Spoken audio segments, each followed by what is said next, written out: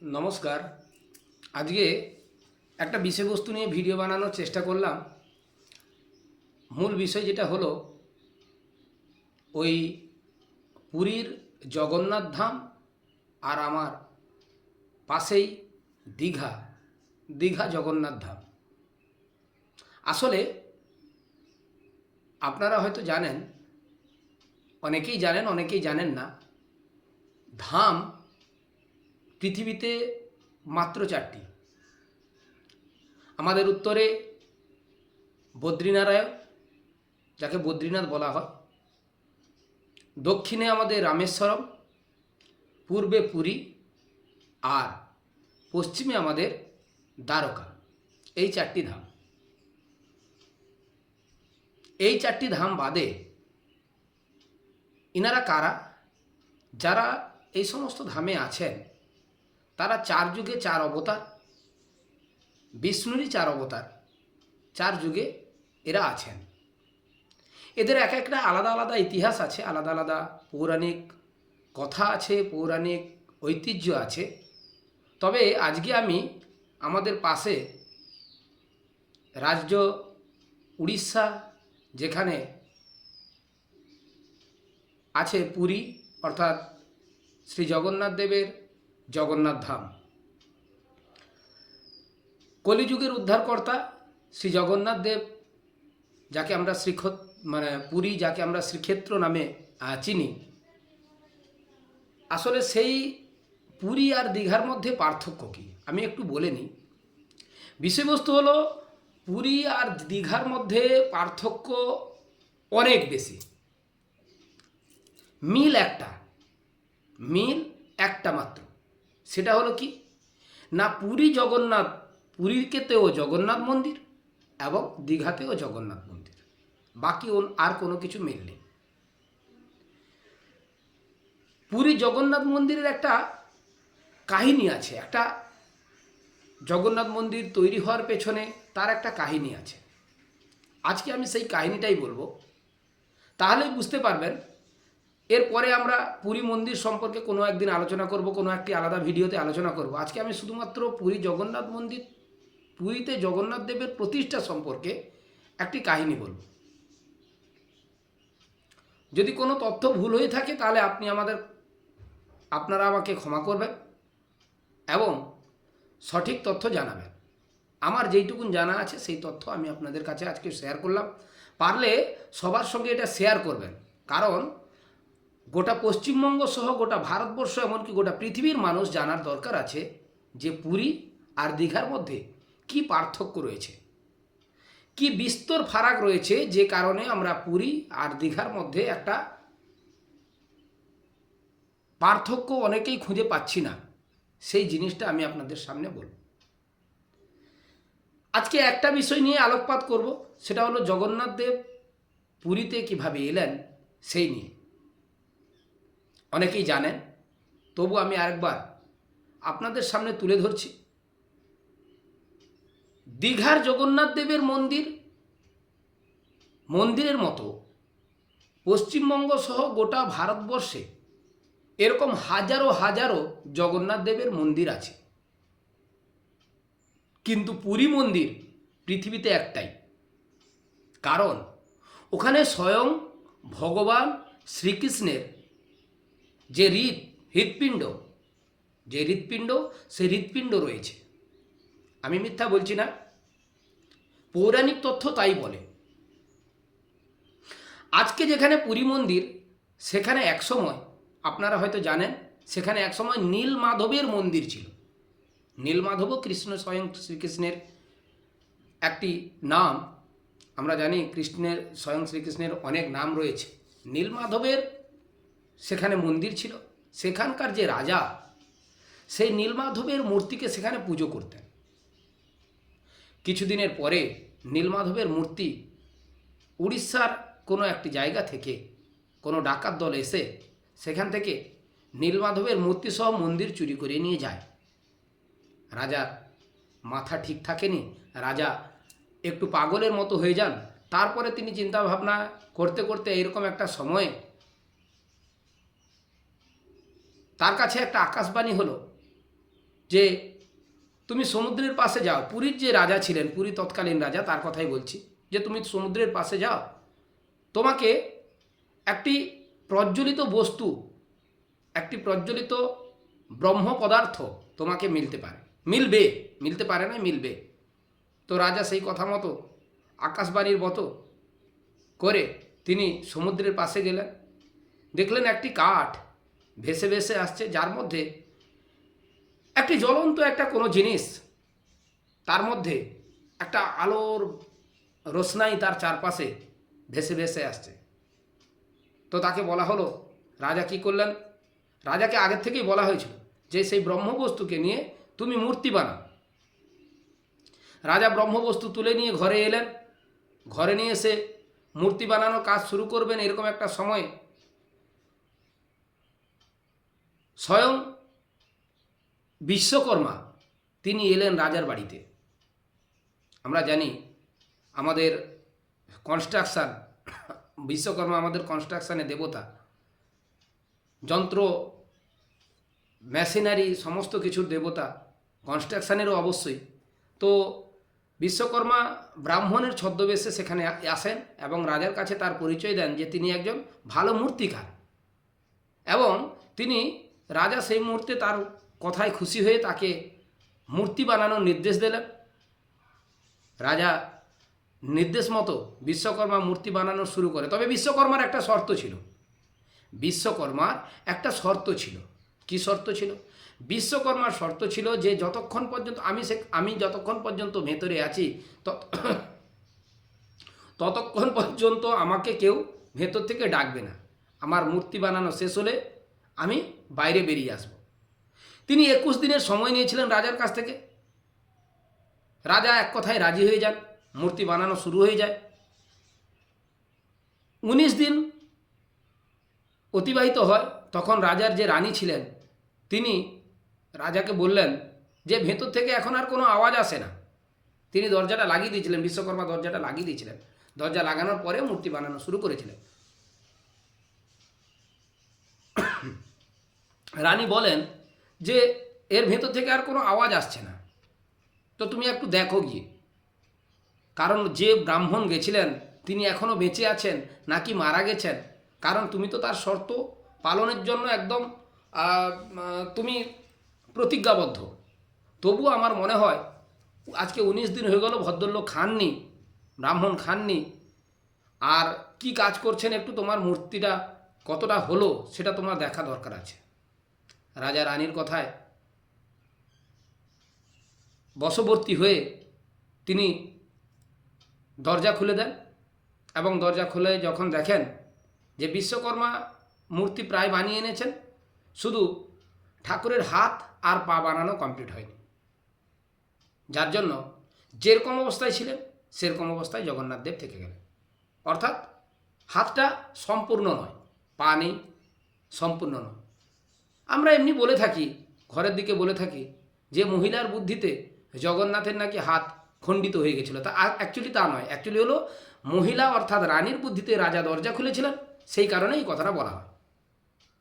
এবারে বিষয়বস্তু হলো, যখন মূর্তি তৈরি হলো, সেই মূর্তির মধ্যে যে ব্রহ্মবস্তু, এই জিনিসটা কি? আপনারা জানেন যে স্বয়ং শ্রীকৃষ্ণ একটা অভিশাপে তার মৃত্যু হয়েছিল। গান্ধারীর অভিশাপে কৃষ্ণের মৃত্যু হয়েছিল। কৃষ্ণ একটি জঙ্গলে বসে মধুর সুরে বাঁশি বাজাচ্ছিলেন, একটি গাছের কোটরে বসে। তখন তার বাম পায়ে এসে একটা তীর বসে। তার জন্য অনেক বড় গল্প আছে, সে ব্যাপারে আর একটা দিন বলা যাবে। তার বাম পায়ের বুড়ো আঙুলে একটা তীর বসে এবং সেখানে শ্রীকৃষ্ণের মৃত্যু হয়। যে মেরেছিল শ্রীকৃষ্ণকে সে কিন্তু জানতো না যে এটা শ্রীকৃষ্ণের পা আছে। তিনি দূর থেকে তাকে মনে হয়েছিল যে হরিণের মাথার মতো, তাই তিনি সেই হরিণের মাথাকে রেখে তীর নিক্ষেপ করেছিলেন। পরবর্তীকালে যখন তিনি এসে দেখেন যে স্বয়ং শ্রীকৃষ্ণ সেখানে মৃত্যুবরণ করেছেন, তিনি তার শরীরকে দাহ করার জন্য নিয়ে আসেন এবং দাহ করেন। শ্রীকৃষ্ণের সব কিছু পুড়ে যায়, কিন্তু যে শ্রীকৃষ্ণের যে হৃৎপিণ্ড, কারণ সেটা তো স্বয়ং ঈশ্বর, তিনি সৃষ্টি, স্থিতি, লয়, তার মধ্যেই সব কিছু আছে। সেই হৃৎপিণ্ড আর পুড়তে পারে না। তখন সেই শিকারী, আমি শিকারী সম্পর্কে পরে গল্প বলবো একটা, তো সেই শিকারী সেই হৃৎপিণ্ড যখন না জ্বলে সেই হৃৎপিণ্ডকে নিয়ে সমুদ্রে ফেলে দেয়, আর সেই সমুদ্র থেকেই হৃৎপিণ্ডটি রাজাকে লাভ হয়েছিল। এখন প্রশ্ন হলো যে ঘটনাটা আছে সেটা সত্যি না মিথ্যা? এটা পৌরাণিক কাহিনী। আমি আপনাদের বলে নিই, যখন প্রত্যেক 12 বছর অন্তর জগন্নাথ দেবের মূর্তি বদলানো হয়, আপনারা যারা পুরী গেছেন তার পেছনে মূর্তি, তার জগন্নাথ দেবের যে কাঠের সমাধি, কাঠ যেখানে পোড়া হয় তার সমাধি দেখেছেন তো? যেখানে পোড়ানো হয় আপনারা জানেন যে 12 বছর অন্তর জগন্নাথ দেবের মূর্তিকে বদলানো হয়। আর যখন বদলানো হয়, মূর্তি যখন বদলানো হয়, তখন জগন্নাথ দেবের মূর্তি বদলানোর সময় যে ব্রহ্মবস্তু, সেই ব্রহ্মবস্তু একটি পুরনো মূর্তি থেকে নতুন মূর্তিতে স্থানান্তরিত করা। সেই সময় গোটা পুরী যে সিটি শহর, পুরো শহরের ইলেকট্রিক, পুরো কারেন্ট বন্ধ থাকে, পুরো লাইট বন্ধ থাকে। এবং যিনি ব্রাহ্মণ, যে ব্রাহ্মণ সেই ব্রহ্মবস্তুকে পুরনো মূর্তি থেকে নতুন মূর্তিতে স্থানান্তরিত করেন, তার হাতে একটা দস্তানা লাগানো থাকে, গ্লাভস লাগানো থাকে, এবং সেই মুহূর্তে তিনি চোখ বন্ধ করে, মানে চোখেও কাপড় বাঁধা থাকে, চোখ বন্ধ করে তিনি সেটা কাজটা করে থাকেন। কথিত আছে যদি কেউ চোখ খুলেও ওটা দেখে নেবে তাহলে সঙ্গে সঙ্গে তার মৃত্যু ঘটার সম্ভাবনা আছে। যে ব্রাহ্মণ এই স্থানান্তরকরণের কাজটা করে তাকে পরবর্তীকালে সাংবাদিকরা জিজ্ঞেস করে যে আপনার হাতে কী এমন জিনিস ছিল যেটা আপনি স্থানান্তরিত করলেন, কি মনে হয়েছিল? তো সেই ব্রাহ্মণ তার বাস্তব অভিজ্ঞতা থেকে তিনি বাইরে বেরিয়ে এসে বলছেন যে জিনিসটাকে নিয়েছিলাম সেটা অত্যন্ত নরম, স্পর্শকাতর, আর আমি যখনই হাতে নিয়েছিলাম তাকে মনে হয়েছিল যে সেই বস্তুটি, সেই ব্রহ্ম বস্তুটি ধুকপুক ধুকপুক ধুকপুক, অর্থাৎ হৃদস্পন্দনের মতো, হৃদয়ের যেমন স্পন্দন হয়, হার্টবিট যেমন হয় তেমন হয়েছিল। মানে প্রত্যেক 12 বছর অন্তর এই ঘটনাটা ঘটে। তাহলে এখন বলুন, দীঘাতে যে জগন্নাথ মন্দির আছে, আমি সেদিন গেছিলাম, আমি লাস্ট 3-4 মাস আমার বাড়ির পাশেই মন্দির, আপনারা জানেন আমার বাড়ির পাশেই মন্দির, আমি যাইনি কারণ সময় হয়নি, যে কোনো কারণে যাওয়া হয়নি। আমি সেদিন গেছিলাম, আরও অনেক গল্প আছে যে দীঘার জগন্নাথ মন্দির সম্পর্কে। আমরা স্বয়ং জগন্নাথকে এমন মানি, আমরা যারা উড়িষ্যার পাশাপাশি থাকি বা উড়িষ্যায় যারা থাকি, সেখানে তো আমরা জগন্নাথ মন্দির, জগন্নাথ ধামে আমরা যাওয়ার আগে 2 দিন আগে নিরামিষ খাই। কিন্তু মজার বিষয় হলো দীঘার যে জগন্নাথ ধাম, কেউ নেশা করেছে, কেউ মদ মাংস এইসব খেয়ে মন্দিরে ঢুকেছে। আমাকে দেখেও খুব কষ্ট লাগলো, সেখানে পুণ্যের থেকে পাপ বেশি হচ্ছে বলে আমার মনে হয়েছে। যদি নিয়ম অনুসারে পুজো না করতে পারা যায় তাহলে না পুজো করাটাই ভালো। ভগবান বলছেন না তোমাকে পুজো করতে, অন্তরে ভগবানকে রাখো, তারপরে ভক্তিটা ভেতর থেকে হওয়া উচিত, এতে ক্ষতি আছে। তাহলে বিষয়বস্তু হলো দীঘা কি করে জগন্নাথ ধাম হতে পারে? হতে পারে কি? শ্রীকৃষ্ণ, যে শ্রীকৃষ্ণের যে হৃৎপিণ্ড যেটা পুরীতে আছে, সেটা গেলে আপনারা প্রমাণ পাবেন। সে নিয়ে পরে আমি একটা ভিডিও বানাবো। আমি কয়েকটা কথা বলে নিই। যদি ভগবান না থাকতেন তাহলে পুরীতে এমন কিছু ঘটনা আছে যেটা বিজ্ঞানও এখন পর্যন্ত ব্যাখ্যা দিতে পারে না, এই ঘটনাগুলি ঘটতো না। কি কি ঘটনা আপনারা অনেকেই জানেন। আপনারা জানেন যে পুরীর জগন্নাথ মন্দিরের যে উপরে যে ধ্বজা, অর্থাৎ নীল চক্রের উপরে যে পতাকা থাকে, সেই পতাকা সর্বদা হাওয়ার বিপরীত দিকে, বিপরীত দিশায় বইতে থাকে। বিজ্ঞান কি প্রমাণ দেবে? এটা কি ভগবানের অস্তিত্বের প্রমাণ দেয় না? যেখানে রান্না হয়, জগন্নাথ দেবের যেখানে রান্না হয়, সেখানে আমরা বলি যে স্বয়ং মা লক্ষ্মী সেখানে রান্না করেন, সেটা ঠিক। নিচে আগুন লাগিয়ে পরপর 7খানা হাঁড়ি সেখানে অন্ন বসিয়ে দেওয়া হয় এবং দরজা লাগিয়ে দিয়ে চলে আসে যারা সেখানে সেবক আছেন তারা চলে আসে। মজার বিষয় হলো 7খানা হাঁড়ি রান্না হয়ে যায় এবং উপরের হাঁড়িটা সবচেয়ে প্রথমে রান্না হয়। কি প্রমাণ আছে বিজ্ঞানের কাছে? কি ব্যাখ্যা আছে বিজ্ঞানের কাছে? ভগবানের অবস্থান না থাকলে এটা সম্ভব না। বলা হয় পুরীতে যত লোক হয় কোনোদিন 5,000 হতে পারে, কোনোদিন 50,000, কোনোদিন 2 লাখ টাকা মানে 2 লাখ লোকও হতে পারে, 5 লাখ লোকও হতে পারে, কিন্তু রান্না সমান হয়। কোনোদিন খাবার সেখানে বেশি হয় না, আবার কোনোদিন খাবার সেখানে কমও হয় না। কি করে সম্ভব? সম্ভব কি? সম্ভব না। এত বড় পুরী মন্দির, যারা ইতিহাসের পাতায় পড়েছেন দেখবেন প্রায় 241 মিটার লম্বা। এত বড় জগন্নাথ মন্দিরের কোনো ছায়া নেই। কোন এমন বস্তু আছে যার ছায়া নেই? বিজ্ঞান কি প্রমাণ দেবে? ভগবান না থাকলে সম্ভব? এগুলি কি সম্ভব? সম্ভব না। পুরী যেখানে সিংহদুয়ার, যেখানে আমরা প্রবেশ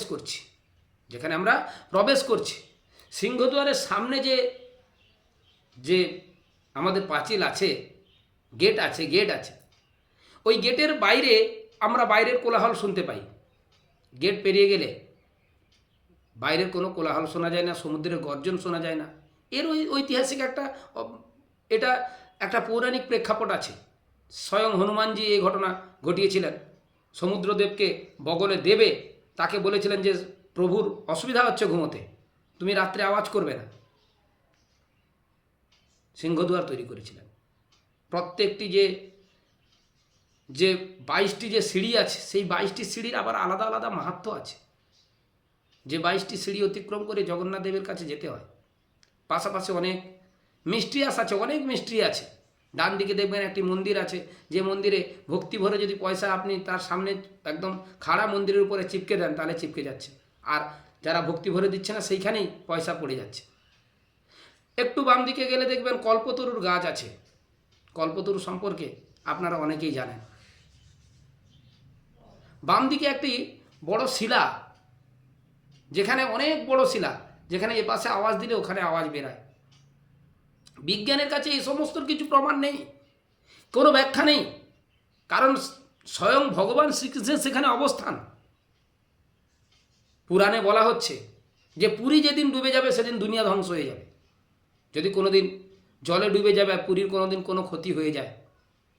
বলা হচ্ছে আগামী দিনে যে কল্কি অবতার আসবেন না, যে আমরা শ্রীকৃষ্ণের গীতাতে পড়েছি, শ্রীকৃষ্ণের সেই বাণীতে, পরিত্রাণায় সাধুনাং বিনাশায় চতুষ্কৃতম ধর্ম সংস্থাপনার্থায় সম্ভবামি যুগে, অর্থাৎ ধর্মের সংস্থাপনের জন্য যিনি আসবেন, কল্কির অবতার।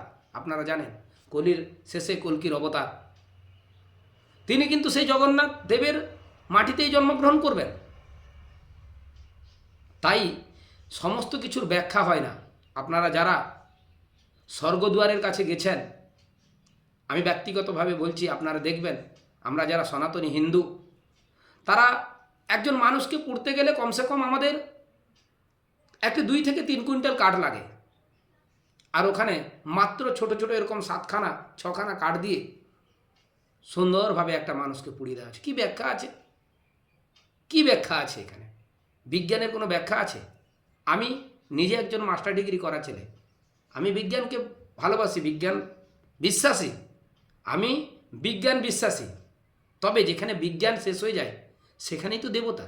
যেখানে বিজ্ঞানের কোনো ব্যাখ্যা থাকে না সেখানেই তো ঈশ্বরের প্রতি বিশ্বাস আসে।